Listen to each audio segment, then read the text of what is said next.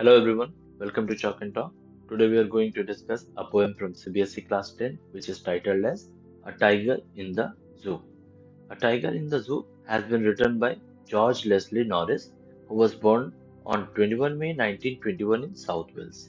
देखो, इस पोएम के थ्रू जॉर्ज लेस्ली नॉरिस जो है वो एक यूनिवर्सल राइट के बारे में बात कर रहे हैं कि किसी भी लिविंग थिंग को अपने नेचुरल हैबिटेट में रहने का पूरा अधिकार होता है और अगर जबरदस्ती उसे किसी ऐसे जगह पर ले जा करके रख दिया जाए जहां पर बहुत ही रेस्ट्रिक्टेड इन्वायरमेंट में उसे रहना पड़े तो वो क्या है एक तरह से उसके राइट टू फ्रीडम जो होता है ना उस वो उसके अगेंस्ट हो जाता है। ठीक है। So when we talk about a tiger in the zoo, एक टाइगर जो कि जू में है उसकी लाइफ ऑब्वियसली बहुत ही रेस्ट्रिक्टेड इन्वायरमेंट में बीतती है, बहुत ही फ्रस्ट्रेशन में उसकी लाइफ बीतती है। And this is how the poem begins. पहले स्टेंजा में लिखा हुआ है, he stalks in his vivid stripes the few steps of his cage, on pads of velvet quiet in his quiet rage। यहाँ पर एक ऐसे टाइगर के बारे में बात किया जा रहा है जो अपने नेचुरल हैबिटेट में नहीं है। नेचुरल हैबिटेट टाइगर का होता है अब फॉरेस्ट, लेकिन ये फॉरेस्ट में नहीं है, वो कहाँ है? जू में है ना। ये केज के अंदर बंद है।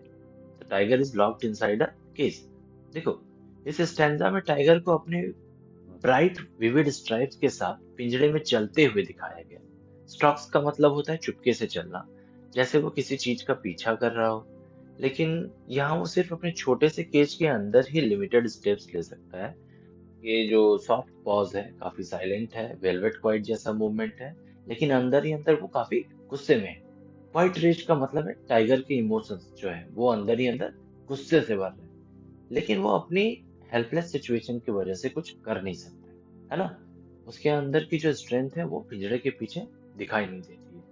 अब इस टाइगर का जो लाइफ है वो बहुत ही फ्रस्ट्रेशन में बीतने वाला है। क्यों? क्योंकि वो एक रेस्ट्रिक्टेड इन्वायरमेंट में हमेशा के लिए रहने वाला है। In the second stanza we see he should be lurking in the shadow, sliding through the long grass near the water hole where plump deer pass। Second stanza में जो पोएट है वो बात कर रहे हैं एक ऐसे टाइगर के बारे में जो वाइल्ड में है ना, जो एक जंगल में अपने नेचुरल हैबिटेट में है। उसे कहाँ होना चाहिए? टाइगर जो जू में है उसे कहाँ होना चाहिए? अपने नेचुरल हैबिटेट में होना चाहिए। शुड बी, शुड बी का मतलब उसे कहाँ होना चाहिए, है ना। ये स्टैंजा हमें दिखाता है कि टाइगर को अपने नेचुरल एनवायरनमेंट में क्या करना चाहिए, कहाँ होना चाहिए। जंगल में टाइगर को शैडोज में छुपा होना चाहिए, लंबी ग्रास के पीछे क्वाइटली स्लाइड करते हुए निकलना चाहिए, और पानी के पास से जाने वाले जो मोटे प्लम्प डियर्स होते हैं ना उनका पीछा करना चाहिए। ये उनका एक नेचुरल लाइफस्टाइल हो गया, है ना। यानी ये उसकी नेचुरल हंटिंग लाइफ है जो अब उसे जू में नहीं मिलती है ना। जू में तो बस उसे एक छोटे से एनवायरनमेंट में एक केज के अंदर उसे बंद कर दिया जाता है। इस लाइन में पोएट ये दिखाना चाहते हैं कि टाइगर को जंगल में अपना नेचुरल बिहेवियर फॉलो करना चाहिए, लेकिन वो सिर्फ एक पिंजड़े में बंद है ना।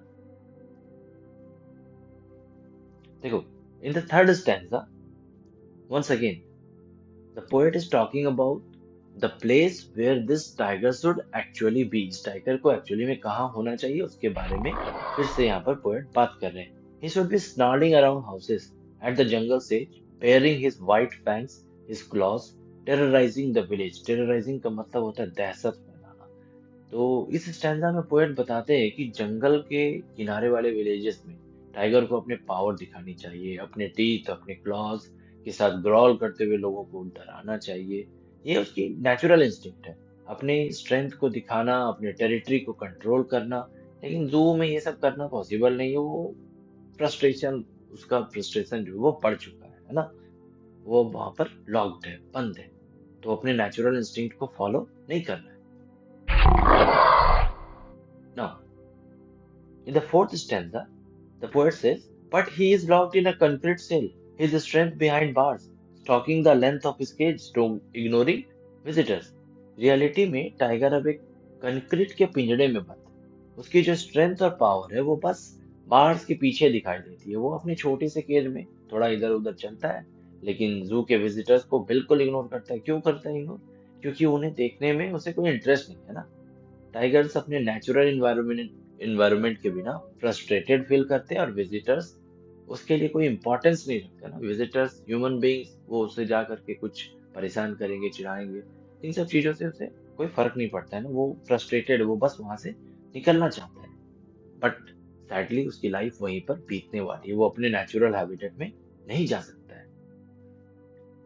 देखो, ये जो लास्ट स्टैंजा है यहाँ पर, he hears the last voice at night, the patrolling cars, and stares with his brilliant eyes at the brilliant stars. रात को जब सब कुछ शांत हो जाता है, टाइगर बस पेट्रोलिंग कार्स की आवाज को सुनता है। इस मोमेंट में वो अपनी ब्रिलियंट आइज के साथ स्काई में चमकते हुए स्टार्स को देखता है।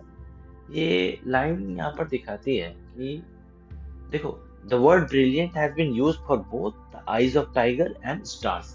ये कंपैरिजन क्यों किया जा रहा है, इसके पीछे रीजन क्या है? रीजन ये है कि टाइगर अभी कहाँ है? जू में है। जू में उसके चारों तरफ क्या है? Artificial environment. लेकिन when the tiger looks at stars, ये टाइगर जब स्टार्स को देखता है ना, तो ये स्टार्स ही वो चीज है जो वो जंगल में भी देखता था सोने के पहले। So probably this stars are the only thing which still reminds him of his free life, है ना। अपने फ्री लाइफ के बारे में याद दिलाने के लिए ना, उसके फ्री लाइफ को याद दिलाने के लिए सिर्फ और सिर्फ ये स्टार्स ही बाकी रह गए। स्टार्स का ब्रिलियंट साइन उसके ब्रिलियंट आइज को रिफ्लेक्ट करता है, लेकिन दोनों का मीनिंग अलग है ना। स्टार्स आजाद है, स्टार्स फ्री है, लेकिन टाइगर कन्फाइंड है, वो रिस्ट्रिक्टेड इन्वायरमेंट में बंद है ना। तो यहाँ पे हम लोगों ने क्या देखा कि इन द फर्स्ट स्टैंजा, है ना, पहले स्टैंजा में टाइगर जू में है, सेकंड स्टैंजा में उसे कहाँ होना चाहिए? जंगल में। थर्ड स्टैंजा में फिर से पोएट यही बता रहे कि उसे जंगल में होना चाहिए। फोर्थ स्टैंजा में once again the poet is talking about the tiger who is in the zoo, और फिफ्थ स्टैंजा में फिर से उसी टाइगर की बात हो रही है जो जू में बंद है। मतलब first stanza, fourth stanza and fifth stanza talks about the tiger who is locked in a zoo, और जो सेकेंड और थर्ड स्टैंजा है इस पोएम का, वो किस टाइगर के बारे में है? वो है एक ऐसे टाइगर के बारे में जो फ्री है ना। मतलब where the tiger should actually be, उसे कहाँ होना चाहिए? ये टाइगर जो जू में बंद है, उसे कहाँ होना चाहिए? उसे अपने फ्री लाइफ को एंजॉय करना चाहिए। Now what is the theme of this poem? The theme of a tiger in the zoo is the contrast between tiger, है ना, contrast between tiger and natural freedom and its confinement in captivity.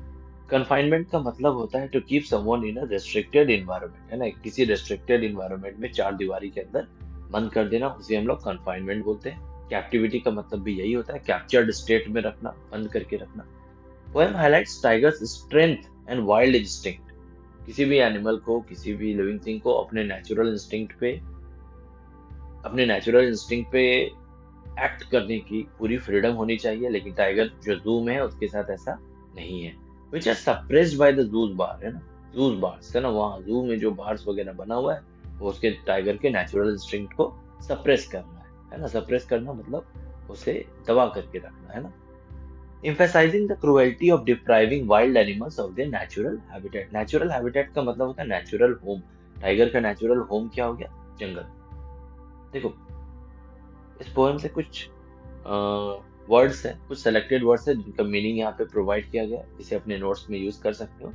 जैसे stocks का मतलब क्या होता है? Move slowly and quietly, vivid, bright, strong और intense in colour, pads, soft parts of tigers paws, velvet, soft and smooth like the fabric, rage, extreme anger, lurking, hiding and waiting, झांकना भी जो हम बोलते हैं। वैसे ही बहुत बहुत सारे वर्ड्स दिए गए हैं, sliding, plump, snarling, fangs, terrorising, concrete, cell, patrolling, brilliant, है ना। इन सब वर्ड्स को अपने नोट्स में वर्ड मीनिंग्स वगैरह को लिखो। Now the summary of the poem has been present है। इस पोएम का जो समरी है वो भी दिया गया है। टाइगर इन द जू कंट्रास्ट टाइगर्स लाइफ, है ना, हम लोगों ने इस बारे में ऑलरेडी बात कर लिया है ना। टाइगर्स लाइफ इन कैप्टिविटी, जो कैप्टिव स्टेट में टाइगर है, जिसे कैप्चर करके रखा गया है, केज में रखा गया है, और उसे कहाँ होना चाहिए? Where the tiger should actually be, the tiger should be in a natural environment, है ना, natural wild existence. In the zoo the tiger move silently. Zoo में वो क्या है? वो धीरे धीरे इधर उधर मूव कर रहा है। फ्रस्ट्रेशन है उसके अंदर, एक फ्रस्ट्रेशन है। क्यों? क्योंकि वो रेस्ट्रिक्टेड है, limited space of its cage, restrained by bars, वहां पे बार्स है ना, वो बार्स उसे रोकने के लिए, रिस्ट्रिक्ट करने के लिए, अपने नेचुरल इंस्टिंक्ट पे वो काम नहीं कर सकता है, एक्ट नहीं कर सकता है। The poem describes tigers frustration, है ना, किसी भी लिविंग थिंग को एक उसके नेचुरल हैबिटेट से अगर डिप्राइव कर दिया जाए तो वो थोड़ा फ्रस्ट्रेशन फील करेगा ही। Comparing it to the freedom it should have in the wild, है ना, freedom it should have in the wild, freedom के बारे में भी ये पोएम है ना। Where the tiger or any other animal or any living thing is supposed to live in its actual or natural habitat so that they can live with freedom, so that they can act according to their natural instinct, primal instinct. Confinement, captivity leads to life of isolation and helplessness, है ना। Tiger बहुत ही powerful animal है, लेकिन अगर उसे जू में जब लॉक कर दिया जाता है तो उसका पावर क्या होता है, बिल्कुल से यूजलेस हो जाता है, वो आइसोलेटेड फील करता है। आइसोलेटेड मतलब लोनली, अलग कर देना किसी को। The poem highlights cruelty of capturing and imprisoning wild animals for display, है ना, इस वजह से सर्कस वगैरह में भी जो वाइल्ड एनिमल्स का यूज किया जाता था वो धीरे धीरे बैन कर दिया गया, लेकिन जू जू वगैरह अभी भी लीगल है काफी जगह पे, है ना। तो जू का पर्पस भी होता है लोगों को एनिमल्स के बारे में थोड़ा अवेयर करना, एनिमल्स को हेल्प करना। देखो, how does the tiger behave in the zoo? In the zoo tiger paces silently, paces silently का मतलब हो गया moves silently within the small cage, showing quiet frustration. Quiet frustration का मतलब क्या होता है? क्वाइट फ्रस्ट्रेशन का मतलब ही होता है कि एकदम से शांति है, काम है, कंपोज्ड है, लेकिन अंदर ही अंदर फ्रस्ट्रेटेड है। It is confined and can not express it's natural instinct, है ना, अपने नेचुरल इंस्टिंक्ट के अकॉर्डिंग वो एक्ट नहीं कर सकता है। तो ऐसे ही बहुत सारे शॉर्ट आंसर क्वेश्चंस यहाँ पे दिए गए। अच्छा, there is something which we need to discuss as well. यहाँ पे जो पोएटिक डिवाइसेस का यूज किया गया है देख लो। जैसे यहाँ पर बताया जा रहा है विविड स्ट्राइप्स के बारे में, है ना, या फिर velvet quiet, quiet rage. Quiet rage ये जो है, quiet rage is an example of oxymoron, है ना, इसे क्या बोला जा सकता है? ऑक्सीमोरॉन। क्वाइट का मतलब क्या हो गया? ऑक्सीमोरॉन होता क्या? ऑक्सीमोरॉन एक पोएटिक डिवाइस है, पोएटिक डिवाइस, है ना, जिसमें दो अपोजिट आइडियाज को एक साथ प्लेस कर दिया जाता है। Two opposite ideas placed together, placed together, इसे हम लोग बोलते हैं ऑक्सीमोरॉन। क्वाइट रेज, क्वाइट का मतलब हो गया काम एंड कंपोज्ड, रेज का मतलब हो गया गुस्सा, एंगर, एग्रेशन। तो काम एंड कंपोज्ड एग्रेशन कुछ होता है क्या? है ना, ऐसा तो कुछ होता नहीं। That's why it's an example of oxymoron, ये एक पोएटिक डिवाइस है। विविड स्ट्राइप्स के बारे में अगर बात किया जा रहा है तो it's an example of imagery. Imagery क्या है? इमेजरी से एक वर्चुअल पिक्चर क्रिएट होता है हमारे दिमाग में, virtual picture in our mind, है ना। तो there are two poetic devices which we have discussed in the first stanza. पहला हो गया इमेजरी, दूसरा हो गया ऑक्सीमोरॉन। इसके अलावा ये पैड्स ऑफ वेलवेट क्वाइट जो यूज किया गया है for the clause of tiger, क्योंकि देखो ये टाइगर जो है ना ये हार्मलेस है, हार्मलेस टाइगर है, इसलिए इसके क्लॉज को, इसके पंजा को वेलवेट से कंपेयर किया जा रहा है। लेकिन अगर इसी टाइगर को अगर ओपन में छोड़ दिया जाए, वाइल्ड में छोड़ दिया जाए, तो उसके क्लॉज को क्लॉज ही बोला जाएगा, वहां पर वेलवेट क्वाइट यूज नहीं किया जाएगा। क्यों? क्योंकि दिस टाइगर इज हार्मलेस, ये हार्मलेस है, ये कुछ कर ही नहीं सकता है। वाइल्ड वाला टाइगर जो है वो हार्मफुल हो सकता है, तो उसके लिए वेलवेट का बात नहीं किया जाता, वेलवेट टर्म का यूज नहीं किया जाता है। And what about the rhyming scheme? जैसे देखो stripes, cage, quiet, rage. Rhyme scheme यहाँ पर क्या होना चाहिए? Stripes A, cage B, quiet ये हो गया सी, रेज फिर से बी, तो A B C B. Second stanza में देख लो shadow, hole, grass and pass, है ना, यानी कि फिर से शैडो को अगर ए मान लोगे तो होल, होल क्या हो गया यहाँ पर? सी, एंड ग्रास एंड पास ये सेम हो गया, ए बी सी बी। तो इस ऐसे ही बहुत सारे पोएटिक डिवाइसेस का इसमें यूज किया गया। इमेजरी के बारे में हम लोगों ने अभी बात किया ही। इमेजरी होता क्या है? Imagery refers to a poetic device which talks about or which helps to create a virtual picture in our mind, है ना, जो हमारे दिमाग में एक वर्चुअल पिक्चर को क्रिएट करता है, ऐसा पोएटिक डिवाइस। जैसे देखो यहाँ पर lurking in Shadow, shadow word सुनते ही अपने दिमाग में एक शैडो का इमेज बन गया होगा। Long grass, long grass word को सुनते ही, इस फ्रेज को सुनते ही हमारे दिमाग में लॉन्ग ग्रास का इमेज बन गया। It's an example of imagery. Plump deer pass है ना, तो यहाँ पे डियर, प्लम डियर पास, ये प्लम एंड पास है ना, it's an example of alliteration. यहाँ पे एलिट्रेशन का यूज किया जा रहा है, एलिट्रेशन फॉर प्लम्प एंड पास।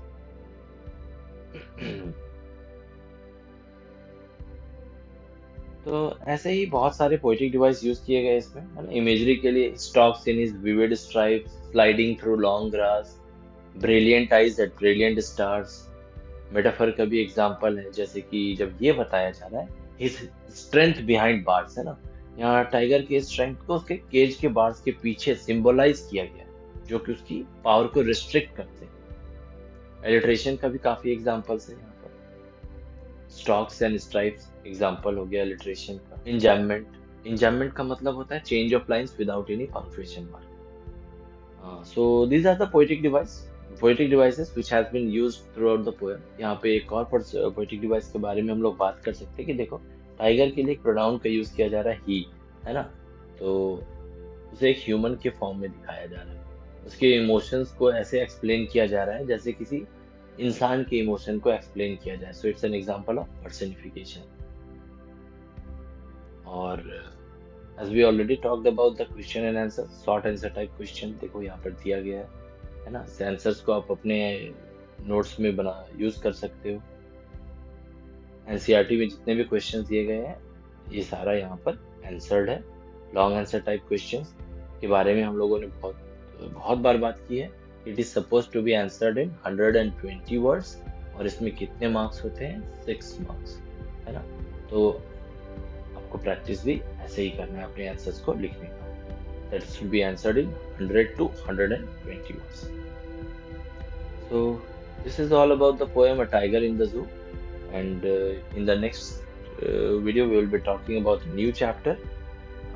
अगर आप CBSE के स्टूडेंट हो, ICSE हो, NCERT को फॉलो कर रहे हो तो please subscribe this channel, it will be helpful. और इसमें टाइम टू टाइम आपके सिलेबस को से रिलेटेड सारे टॉपिक्स को यहाँ पर अपलोड किया जाए।